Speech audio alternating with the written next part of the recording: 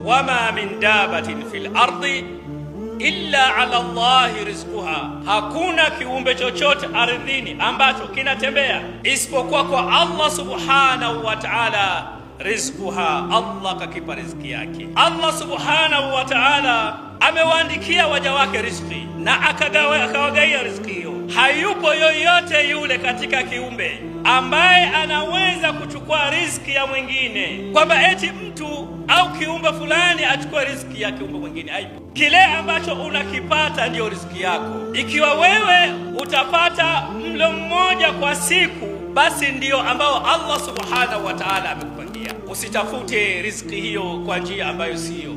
Miongoni mwa sababu za mtu kupata riziki, ndugu yangu katika imani, takwa Allah, ni kumcha Allah subhanahu wa ta'ala. Mche Allah subhanahu wa ta'ala ni wewe mwanadamu, wal iltizamu bi awamirillah wajtinabu nawahihi, ni kujilazimisha wewe kumtegemea Allah subhanahu wa ta'ala, kufuata amri zake na kujiepusha na kufuata makatazo yake. Riziki inakuwa ni ngumu sana kwa sababu ya maasi. Kuna maasi mengine, kuna baadhi dhunub tamna'u rizq, kuna baadhi ya makosa madhambi yanazuia mtu kupata riziki, basi riziki yako itakuwa ni ngumu sana kuipata. Na miongoni mwa riziki ya makosa hayo ni makosa la uzinifu. Uzinifu umezidi kwenye jamii, na ndio maana riziki imekuwa ni taabu sana.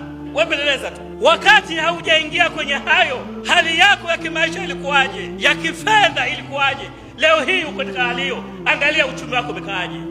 Maafasha zina, haijaenea uzinifu kwenye jamii isipokuwa Allah subhanahu wa ta'ala anawapa fakiri. Ndio maana riziki inakuwa ni ngumu sana kwa sababu ya maasi. Tumche Allah subhanahu wa ta'ala ya ahiba. Lakini jambo jingine la Allah subhanahu wa ta'ala kumkunjulia mja wake riziki ni azwaj, ni mtu kuoa, kufunga ndoa. Miongoni mwa sababu ya Allah subhanahu wa ta'ala wewe kukunjulia riziki yako, oa. Peke yako ulikuwa Allah anakupa kidogo, lakini ukioa riziki ya yule mke wako itapitia kwako. Vijana na shababu, oeni.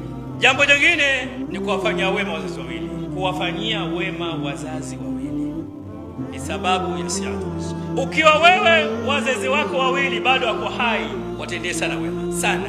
Hawa ndio sababu ya wewe kuja duniani. Ndugu zangu katika imani, tumche Allah.